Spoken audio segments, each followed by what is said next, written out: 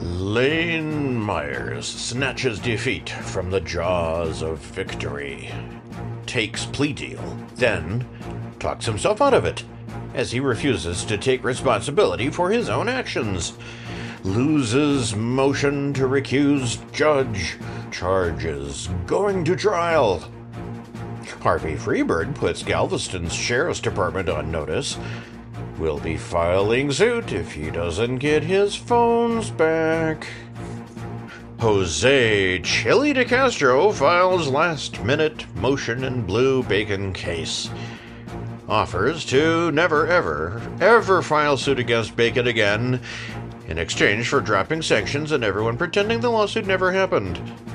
Plus, his all-important GoFundMe makes $20 for the day. Will he ever make his goal at this rate? I'm your humble newsreader, Pants.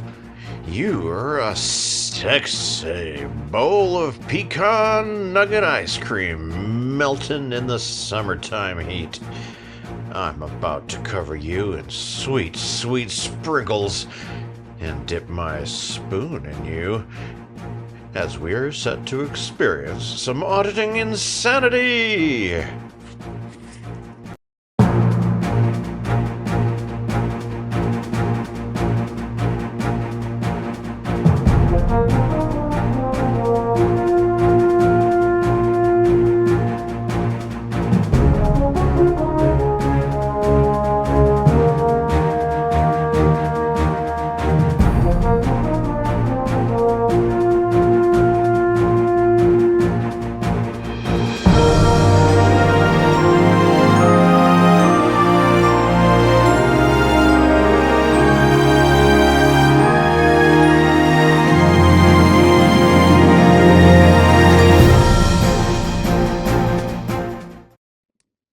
In what could only be described as snatching defeat from the jaws of victory, YouTuber Lane Myers inexplicably accepted a plea deal to plead guilty to 2 of the 20 charges he's facing in Pima County, Arizona, only to have the plea deal withdrawn by Judge Danielle B. Lewinsky after Myers would not declare his guilt for one of the 2 charges. Myers was in Lewinsky's court initially for a hearing to go over Myers's motion to exclude trial judge D. Douglas Metcalf from proceeding as judge in the trial, previously set for multiple charges from his alleged harassment and stalking of the wife of a Tucson city prosecutor. The YouTuber has been held in the Pima County Adult Correctional Facility since March of this year, when he picked up a second set of charges when he allegedly violated his bond conditions from the first set of charges. He has displayed an antagonistic approach to his dealings with Judge Metcalf, and recently was ejected from the courthouse for allegedly threatening the judge. His filing contained his amassed grievances against Judge Metcalf, along with a demand for Metcalf's disqualification from hearing the case due to a threat made by Metcalf. The motion to recuse Metcalf was originally to be heard by presiding Judge Lewinsky on June 10th, 2025. Inexplicably, on Friday, Lewinsky moved the court date to May 27th. Media requests were filed by Myers' supporters Mark Brown and Mark Kelly, which were to be held before the recusal hearing, and a mystery third hearing described by Lewinsky as a plea change hearing in her notices to announce Brown's and Kelly's media hearings. Brown's and Kelly's media requests were handled first at Tuesday's hearing. Both men essentially repeated previous arguments that they had made in front of Metcalf to allow video and audio recordings of proceedings. Defendant Myers gave his opinion, essentially agreeing with the men, and said that video should be allowed in the courtroom. He argued that a generic ban on video recording should not be made, as it would be punishing everyone for the bad behavior of those who would violate the rules of the court in filming things they weren't supposed to film. After some consideration, Lewinsky agreed with prosecutor Rachel Stiles that video recording would not be allowed, but audio recording would be allowed within her courtroom. While Kelly declined to record audio, Brown immediately started an audio stream of the proceedings. The motion to force the recusal of Judge Metcalf was heard next. That hearing started with defendant Myers demanding that the recently filed opposition to his motion to recuse the judge be stricken from the record on a procedural basis, as he received it past the deadline to receive such motions. Judge Lewinsky declined to do so and stated that while she would include it in the record, she would not rely on the reply in the judgment on Myers' motion. She then gave Myers over half an hour to make his case. Myers essentially repeated his points from his motion, though admitted that his quoted threat by Judge Metcalf didn't quite happen the way he'd quoted it. Regardless, he said it was still a threat, and that Metcalf should be removed from the case.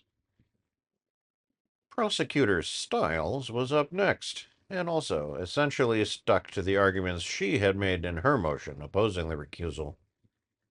After brief questioning by Judge Lewinsky, Stiles indicated that one of Myers' complaints, that he was unable to properly file motions from jail, was not quite true, as he had an advisory council, and that the advisory council was able to file motions on his behalf.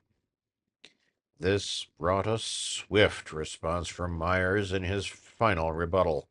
He said that Mark Resnick, his advisory counsel, was not a secretary and could not be expected to come to the jail to pick up his motions.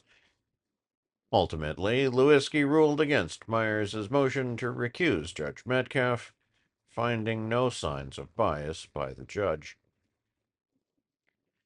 Finally, Lewinsky indicated that Prosecutor Stiles had scheduled a hearing for possible change of plea. Both parties agreed that the change of plea should be considered, as there was a plea deal on the table. Stiles explained that even with a plea deal, Myers would receive some jail time based on his past felony convictions. The judge added that the maximum length of time he could serve from admitting his guilt in the plea deal was the same as the minimum sentence he would receive if he was found guilty at trial. Myers eventually agreed to the plea deal, but said that he was only agreeing to it as his parents were going to be in town next week, and that he wanted to be free before the sentencing period in order to see his parents. Lewinsky stated that Myers would agree to plead guilty to a single count of stalking and a single count of aggravated harassment.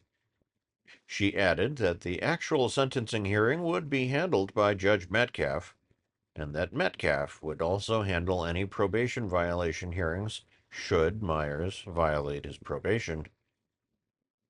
Shannon Walker, the victim in the case, made a statement that she would not object to the terms of the plea deal, but had deep reservations about allowing Myers to be free while he awaited sentencing.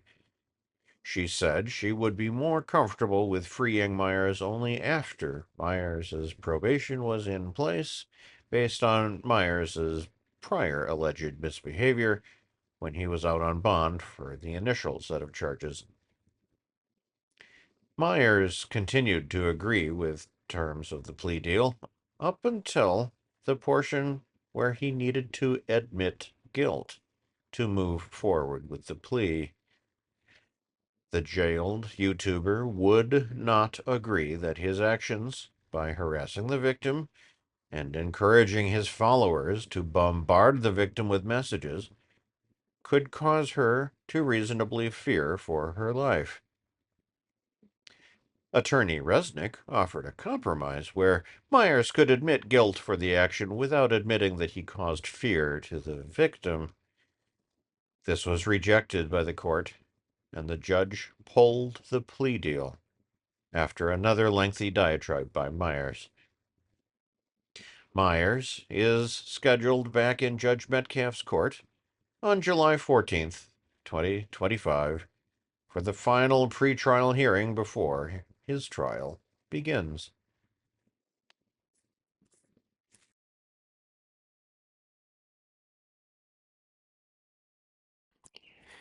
YouTuber Robert Harvey Freebird Harvey stormed into the Joe Max Taylor Galveston law enforcement facility on Tuesday to retrieve his cell phones, which were seized during Harvey's arrest for walking on the wrong side of the street earlier in the month.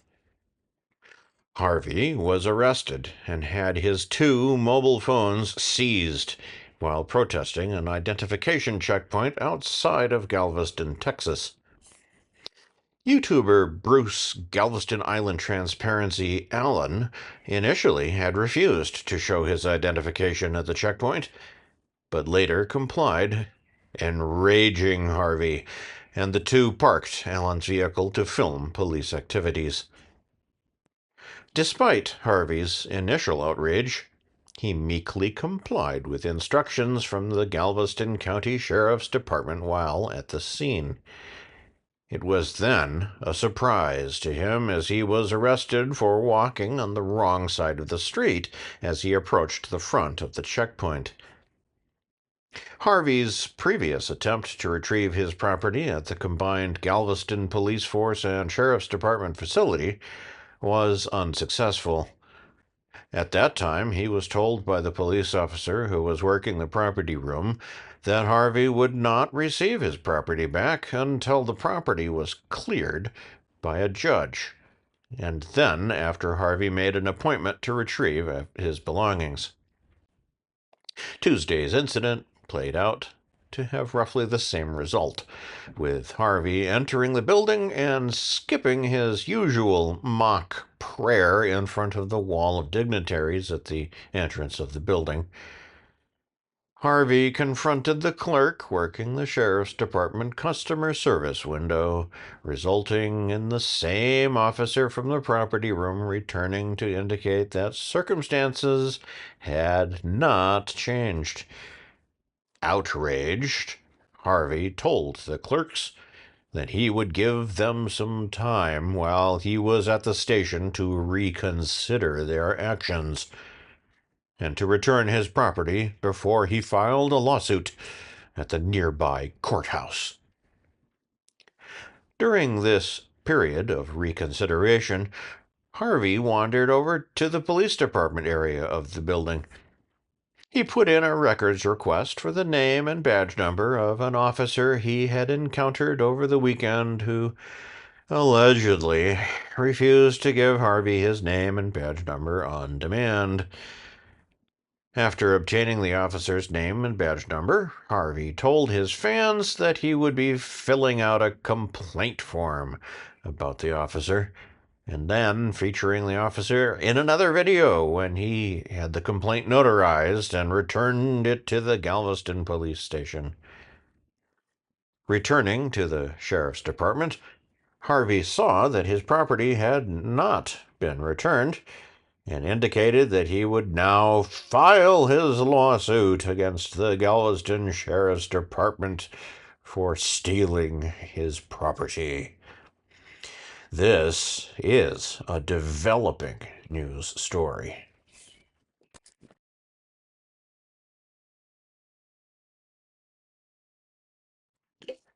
Jose Chille DeCastro continued his new tradition of filing last-minute motions in his ongoing lawsuit against Kate Peter, Team Skeptic, Daniel Clement, and Michael Blue Bacon Peratini by issuing a new edict to Peratini Tuesday night.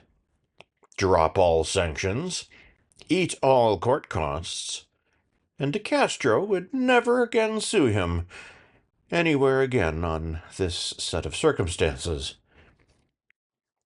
DeCastro immediately dispelled any goodwill he had intended to convey towards Perrotini as he live-streamed on the way back to his studio from the courthouse, and disparaged Perrotini's lawyer, R. Paul Kachernak, for forcing him to file a response to a motion that Kachernak filed on Friday. The new filing by the diminutive YouTuber takes no responsibility for his actions in the lawsuit and blames his lack of participation in the discovery process and his inability to comply with direct orders from Judge H.J. Ford III on his incarceration last year and a brain fog that had enveloped his brain since his release from incarceration earlier this year.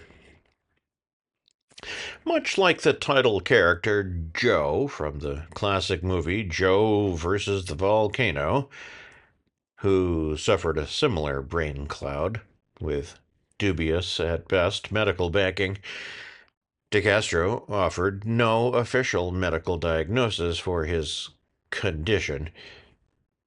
He could also not explain why his previous PTSD claim was no longer valid or why the length of time he was supposedly affected by the brain cloud had been extended.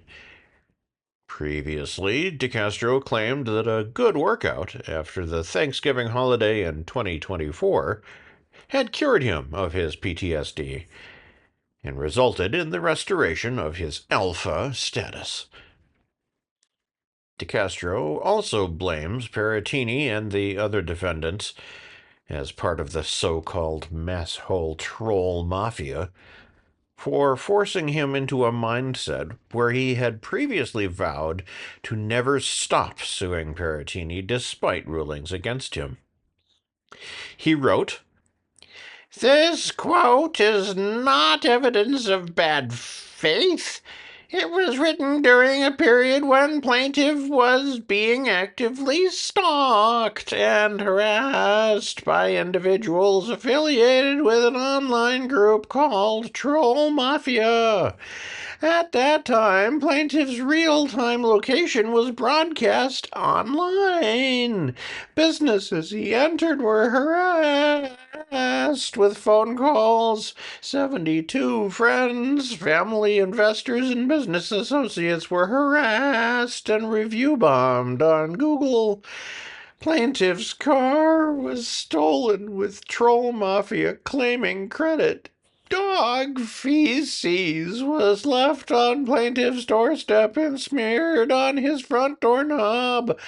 These incidents created a state of constant anxiety and justified hypervigilance. The quote reflects a trauma-fueled reaction to escalating harassment, not an intent to abuse the legal system.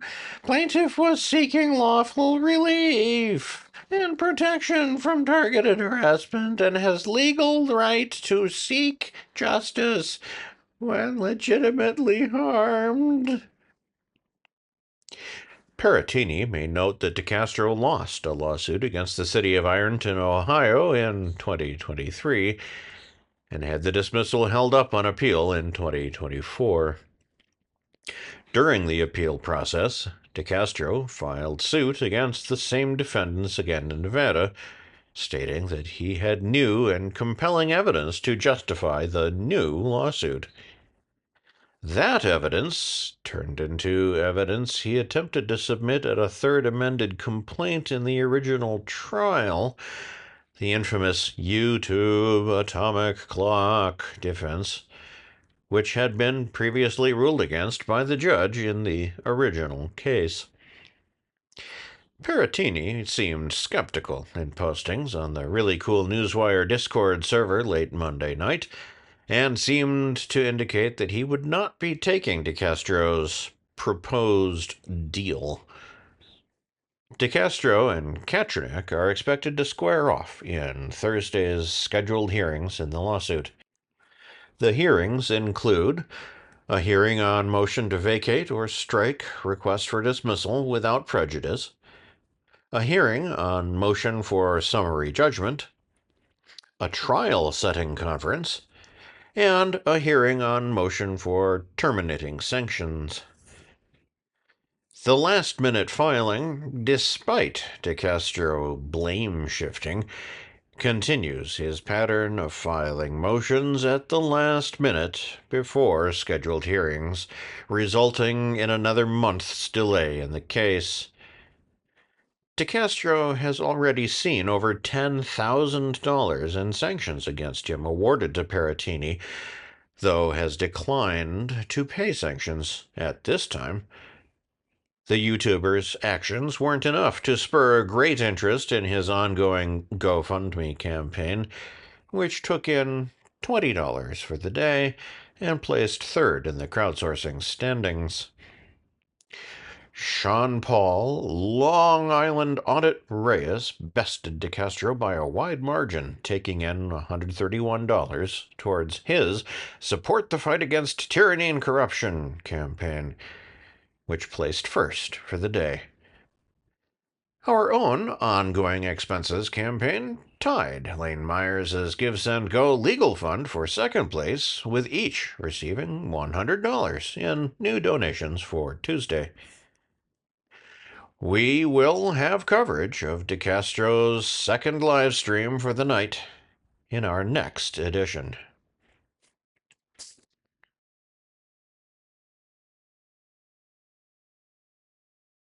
We need your help. Both ReallyCoolSite.org's daily newspaper and our daily newscasts are funded by your continuing donations and what we make from our YouTube AdSense revenue each month. If you'd like to contribute to help us keep the lights on, eating, feeding the cats, defending ourselves from lawsuit threats, and writing news stories to feature on both the newspaper and newscast each day, you can do so via a donation to our PayPal, Cash App, or GoFundMe accounts. If you can't afford to contribute, please watch our videos from beginning to end, like, share, subscribe, and comment. You can help by doing next to nothing, and we thank you in advance for pitching in.